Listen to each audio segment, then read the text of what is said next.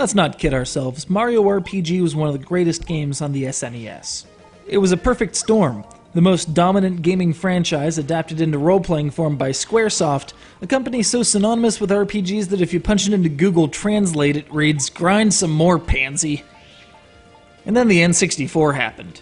Hiroshi Yamauchi had his little fit, driving off Square, Capcom, and countless other third parties, effectively handing dominance in the marketplace to Sony.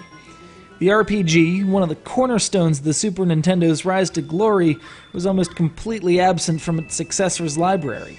Pokémon Stadium doesn't count, Earthbound 64 never happened, and the less said about Quest 64 the better.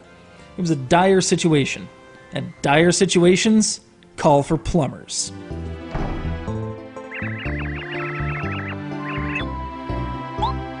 Enter Intelligent Systems, an arm of Nintendo's programming empire that had a hand in everything from Fire Emblem to Super Metroid to the series we'd come to know as Advance Wars. Their task? Create an RPG featuring Mario that could compare favorably to the juggernaut that Square had produced half a decade prior. It was a tall order to fill. Paper Mario pulls two very significant mechanics from Square's masterwork: the idea of timed hits in combat, and the ability to gain a preemptive strike by launching an effective attack on the overworld map.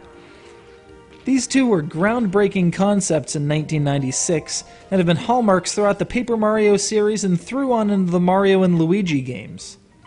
Said upper hand matters all the more in this series, where you're going to be lucky to have 50 hit points by the end of the game. Not 50,000, not 5,000, not 500, just 50. The entire game runs on very small numbers. If you can do one more point of damage with an attack, it's often well worth it.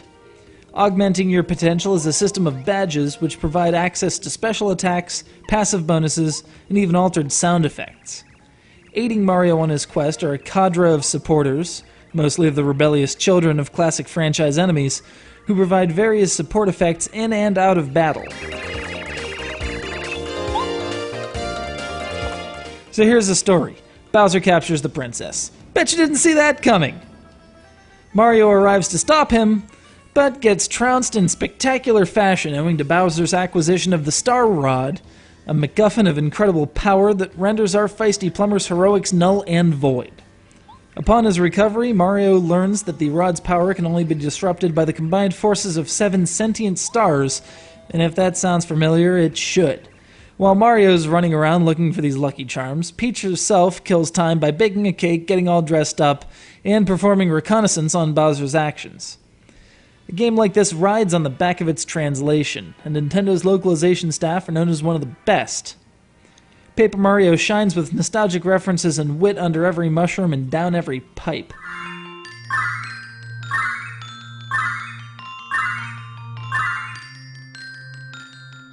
The soundtrack, too, borrows ideas from the franchise's storied past, but with enough new ideas and directions to make it sound anything but tired.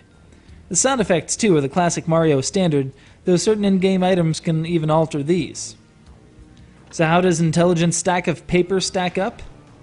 Though the character designs are particularly flat, the experience is anything but. Nintendo's in-house effort provides a quality performance, meriting the expansion of the paper aesthetic to a sequel, Thousand Year Door for the Cube, and Super Paper Mario for the Wii. For Nintendo reeling from the departure of a majority of its third-party talent, it was an excellent show of righting the ship. 2.5 years later, Final Fantasy Tactics Advance dropped for the GBA, signaling the end of the feud, but leaving Nintendo with the knowledge that they were no longer beholden to the Square Empire to represent their flagship franchise in RPG form.